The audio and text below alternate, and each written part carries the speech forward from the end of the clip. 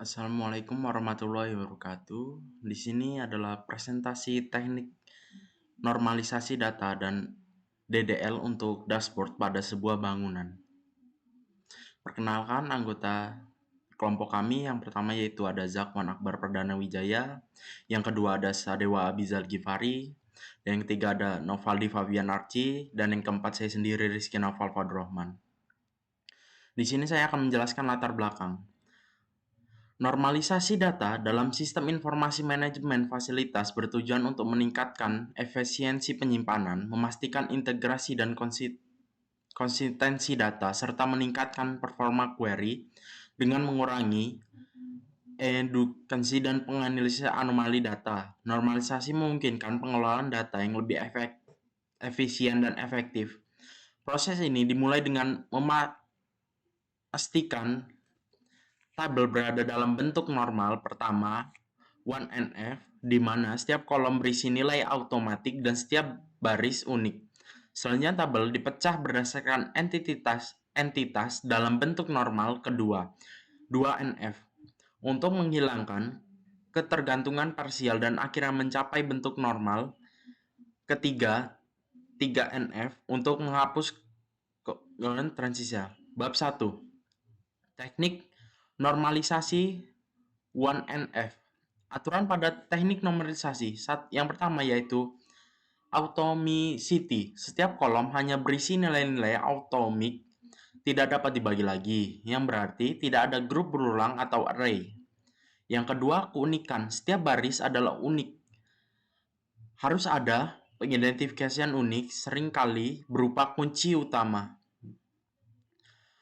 Yang ketiga yaitu urutan kolom. Urutan penyimpanan data tidak masalah.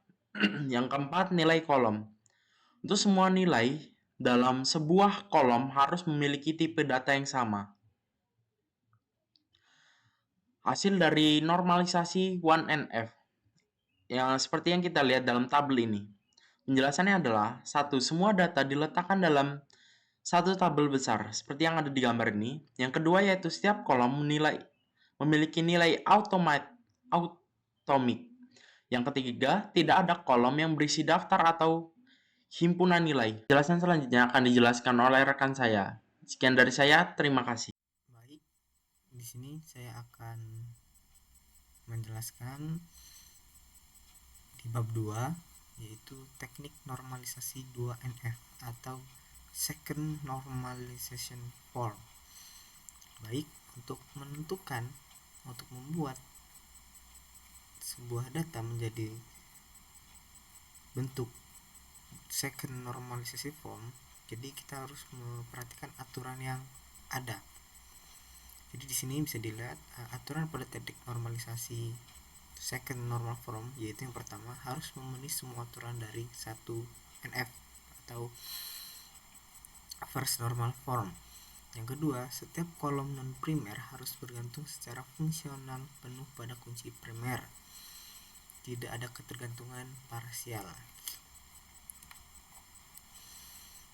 Baik, bisa dilihat di sini hasil dari normalisasi 2NF atau second normal form. Jadi di sini penjelasannya, satu, data yang bergantung pada bagian dari kunci primer dipindahkan ke tabel terpisah. Dua, setiap kolom non primer sekarang bergantung sepenuhnya pada kunci primer. Baik, contohnya salah satu tabelnya di sini adalah kunci primernya, yaitu adalah di tabel building, kunci primernya adalah building ID. Jadi di sini setiap kolom non primer sekarang bergantung sepenuhnya pada kunci primer. Jadi atribut building name itu tergantung dengan building ID-nya. Location, number of flow, your constructor juga sama, dia bergantung dengan ID asal. Salah contohnya seperti itu. Begitu pula dengan tabel-tabel yang lainnya. Kita pisahkan mana saja atribut-atributnya yang bergantung kepada ID-nya. Tentu saja yang pertama harus kita tentukan dulu yang mana sebagai primary key-nya sebelum kita memisahkannya ke dalam tabel-tabel yang terpisah. Baik, selanjutnya Bab 3, teknik normalisasi 3NF atau Third Normalization Form. Baik, di Third Normalization Form juga terdapat aturan yang harus diterapkan untuk menentukan apakah tabel itu untuk dijadikan ke bentuk Third Normalization Form. Jadi aturannya adalah: 1. Harus memenuhi semua aturan dari 2NF, Second Normal Form. Yang kedua, tidak ada ketergantungan transitif. Kolom non-primer tidak boleh bergantung pada kolom non-primer lainnya. Nah, di sini hasil dari normalisasi Third Normalization Form. Penjelasannya: 1. Setiap tabel kini bebas dari ketergantungan transitif. 2. Semua atribut non-primer hanya bergantung pada kunci primer. 3.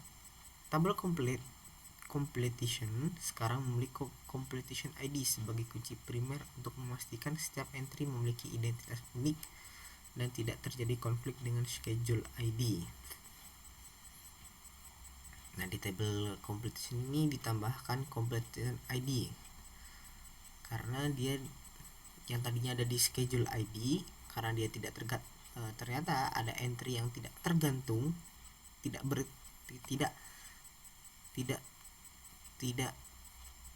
bergantung dengan primary ID di schedule ID, jadi dia terpisah. Nah, ketika dia berpisah, karena tidak ada sesuatu yang unik di tabelnya, maka kita tambahkan yaitu completion ID sebagai identitas uniknya, karena setiap tabel harus memiliki identitas uniknya masing-masing. Baik, selanjutnya akan dijelaskan oleh kawan saya. Baik, terima kasih. Sekian dari saya. Assalamualaikum warahmatullahi wabarakatuh. Saya Sadewa Bizal Kifari. Hari ini saya akan menjelaskan tentang teknik normalisasi data dan DDL untuk dashboard pada sebuah bangunan. Saya akan menjelaskan pada bagian perintah pembuatan database dan tabel. Membuat database dan tabel. Membuat database baru, create database, building maintenance, use building maintenance. Lalu selanjutnya create table building ID bertipe integer primary key, building name bertipe varchar, location bertipe varchar, number of floors integer, year construction integer. Create table room, room ID integer primary key, room number varchar, room type varchar, floor number integer, capacity integer. Lalu create table room building, room ID integer, building ID integer, primary key itu berisi room ID dan building ID, foreign key untuk room ID, reference room ID, foreign key building ID, reference building ID. Selanjutnya membuat tabel equipment dan equipment room. Create table equipment ID bertipe integer primary key, equipment name varchar, equipment type varchar, manufacturer varchar, date installed bertipe date, warranty expiry bertipe date. Lalu create table equipment room. Equipment ID integer, room ID integer, primary key itu berisi equipment ID dan room ID, foreign key equipment ID, reference equipment ID, foreign key room ID, reference room ID. Selanjutnya membuat tabel task dan task equipment. Create table task ID integer primary key, task description varchar, frekuensi varchar, priority varchar, estimated duration integer. Lalu selanjutnya create table task equipment. Task ID integer, equipment ID integer, primary key task ID berisi task ID dan equipment ID. Foreign key berisi task ID, reference task ID. Foreign key untuk equipment ID, reference equipment ID. Selanjutnya membuat tabel schedule dan completion. Create table schedule ID bertipe integer, primary key, task ID bertipe integer, schedule date bertipe date, foreign key untuk task ID, reference task ID. Selanjutnya create table completion ID integer, primary key, schedule ID integer, completion date, status bertipe enum, pending dan complete. Foreign key untuk schedule ID, reference, schedule ID. Selanjutnya membuat tabel task dan task equipment. Create table personnel ID bertipe integer, primary key, personnel name, varchar, personnel role, varchar, contact number, varchar, email, varchar. Create table repair ID, integer, primary key, equipment ID, integer, problem description bertipe varchar, date reported bertipe date fixed bertipe date, repair cost bertipe desimal, 10,2, personal ID bertipe integer, foreign key, equipment ID, reference, equipment ID, foreign key, personal ID, reference, personal ID. Baiklah, selanjutnya menginput table building. Menginput table building, room, dan room building. Insert into building, building ID, building name, location, number of floors, year construction, values. 1. Tower A, Downtown, 15/2005. 1 itu berarti building ID, Tower A itu building name, Downtown itu lokasinya, 15 ini number of floors, 2005 ini year construction. Insert into room, room ID, room number, room type, floor number, capacity, values. 1, 101, office, 1, 10. Room ID-nya itu 1, room number-nya itu 101, room type itu office, floor number itu 1, capacity-nya 10. Insert into room building, room ID, building ID, values 1122. Selanjutnya menginput table equipment, equipment room, dan task.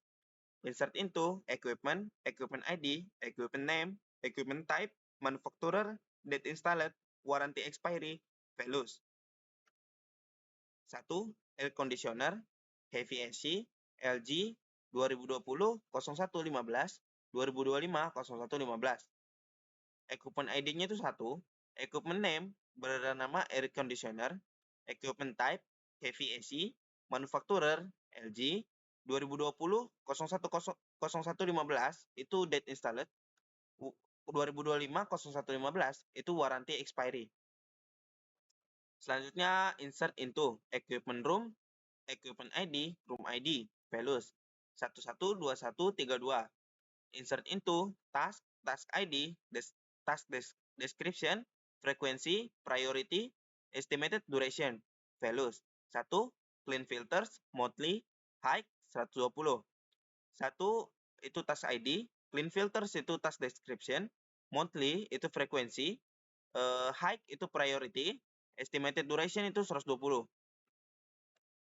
Selanjutnya menginput table task equipment, schedule, dan completion.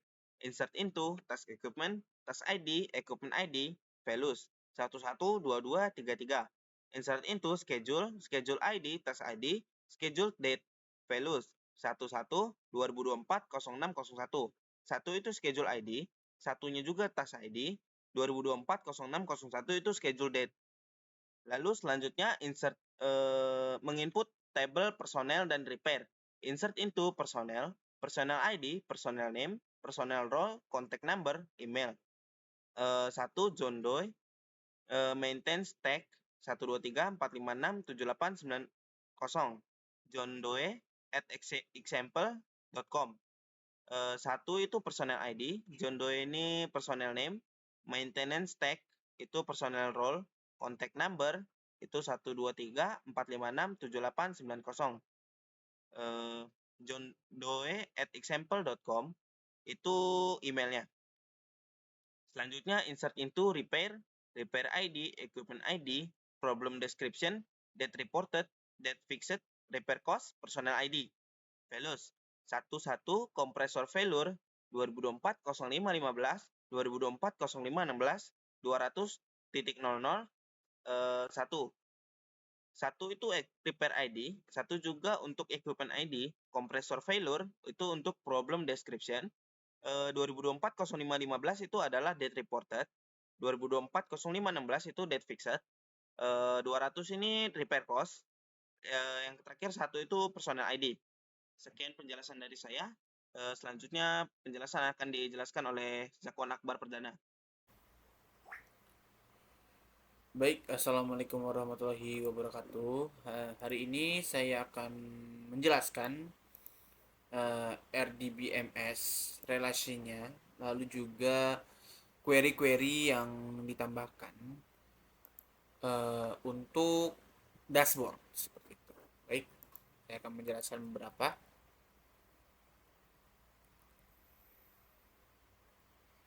Nah, kita akan masuk ke relasi database-nya terlebih dahulu. Nah, jadi di sini building maintenance ini memiliki relasi ke equipment ID, equipment ROM.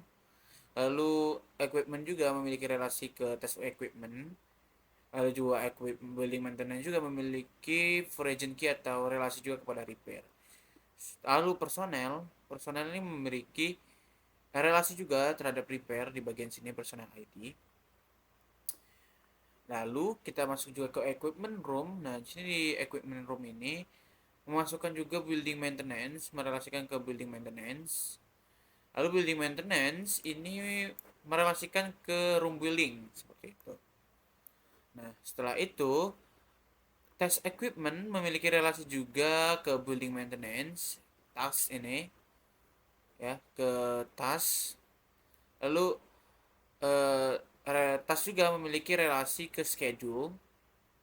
Lalu schedule juga memiliki relasi ke completion. Apakah dia sudah komplit atau belum, maksudnya seperti itu.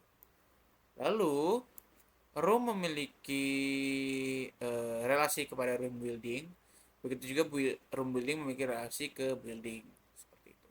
Building merepresentasikan entitas dari suatu bangunan dan room building adalah entitas dari sebuah ruangan dalam sebuah bangunan seperti itu.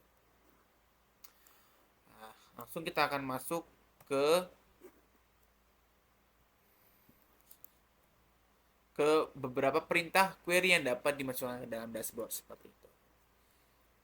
Mari kita akan buka database-nya di sini building maintenance. Nah, seperti ini. Kita akan masuk ke SQL-nya.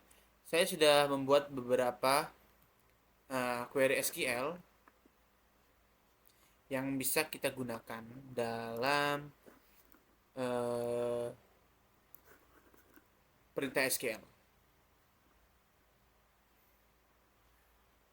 Nah, di sini ya. Untuk ringkasan performa gedung, yaitu kita akan mengetahui berapa sih jumlah gedung yang ada pada database yang kita punya gitu. Kita cek ya, kita kirimkan.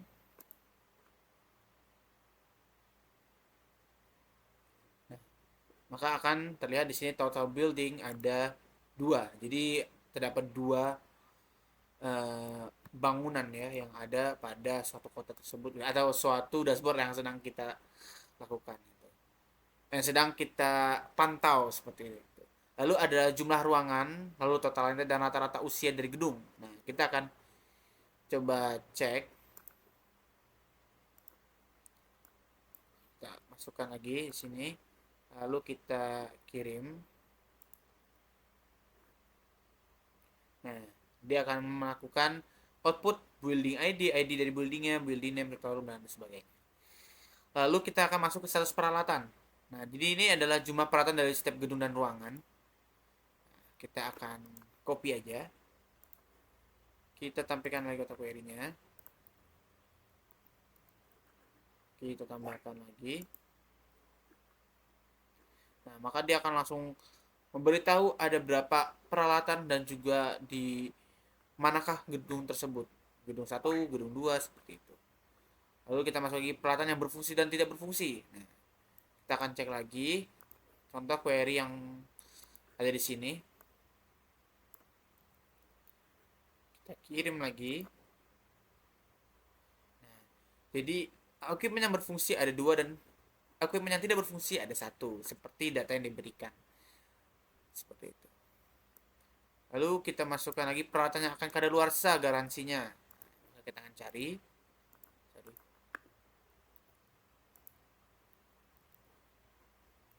Kita akan kirim. Nah, seperti ini. Garansinya akan habis sekitar segini. Mikroskop dan air conditioner. Seperti itu. Lalu kita masukkan ke jadwal dan satu pemeliharaan. Status pemeliharaan, sorry. Kita salin lagi ini. Tugas pemeliharaan yang terjadwal. Kita masukkan lagi di sini. Kita kirimkan. Nah, task ID, task execution, schedule date. Nah, jadi tugas-tugas apa aja yang ada deskripsinya seperti membersihkan filter, mencek lampu, calibration, dan kapan itu dilakukan adalah di schedule date seperti itu. Lalu pemeliharaan yang telah selesai, tertunda atau dan terlambat. Nah, maka akan dicek di query. Kita masukkan lagi, kirim. Nah, complete maintenance ada 2 dan yang masih belum masih tertunda ada 1. Lalu kita cek kinerja personil. Kita coba cek kinerja personilnya. Jadi di sini kita akan mengecek jumlah dari personilnya terlebih dahulu. Ada berapa sih personil? Ada 3 biji ya. Ada 3 personil sesuai database yang diberikan. Sesuai data yang diberikan ada 3 personil. Lanjut kita setelah itu kita akan melihat tugas selesai per personel dan efisiensi dari personelnya. Nah, kita lihat lagi ya. Kita copy lalu kita cek di sini. Nah, ada 3 sesuai tadi. Jen Smith belum selesai karena dia masih pending tadi. Lalu kita cari personel yang aktif. Personel yang aktif seharusnya ada 3 ya. Sesuai dengan hal yang ada di data atau enggak 3 kalau enggak 2 ya. Mungkin 3 2 karena yang si John belum selesai. Jadi terhitungnya 2. Log perbaikan dan laporan insiden. Nah, jadi jumlah perbaikan yang dilakukan dan biaya perbaikan apa aja nih. Nah, oke, kita copy, kita cek lagi di sini. Ada berapa? Nah, ada 3 perbaikan dan totalnya ada 350.000 atau 350 perak atau 350 dolar. Terus deskripsi dari masalah-masalah umum yang terjadi.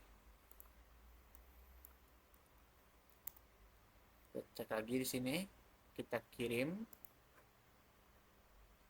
Oke, ya bisa dilihat programnya ada berapa, total occurrence-nya ada berapa juga seperti itu.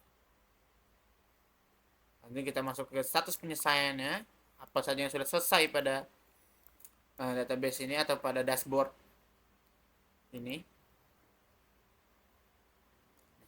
Ada 2 dan 1 yang masih belum selesai, seperti data yang diberikan ya. Langsung kita total biaya dari seluruh pemeliharaan.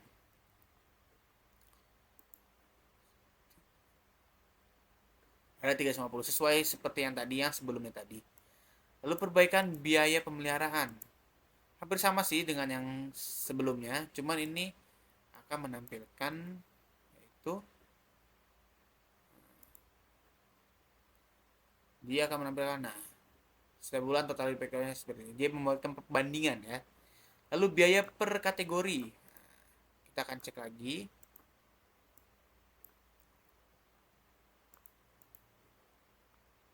Nah, seperti ini maintenance, total ukuran dan total cost-nya ada 350. Lalu tingkat kepuasan pemeliharaan. Sepertinya sih ini masih kosong ya, soalnya kan buildingnya masih ada, tapi kita akan coba. Oh, sudah ada sufficient rate ya, masih 0,6 ya. Masih belum terhitung. Lalu persentase tugas tepat waktu. Kita cek lagi di sini.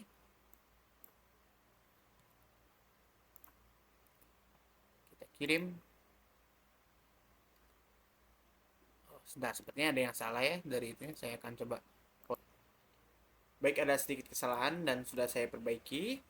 Nah, ini kita di sini akan mengetahui persentase tugas yang tepat waktu. Nah, jadi persentase dari tugas yang tepat waktu itu adalah 3,33,3333 sekian. Nah, seperti itu. Jadi, saya rasa itu saja penjelasan untuk desain database dan normalisasi untuk pada sebuah dashboard juga seperti itu. Dan saya Zakwan Akbar Perdana Wijaya beserta rekan saya izin untuk mengundurkan diri. Dan ini ada beberapa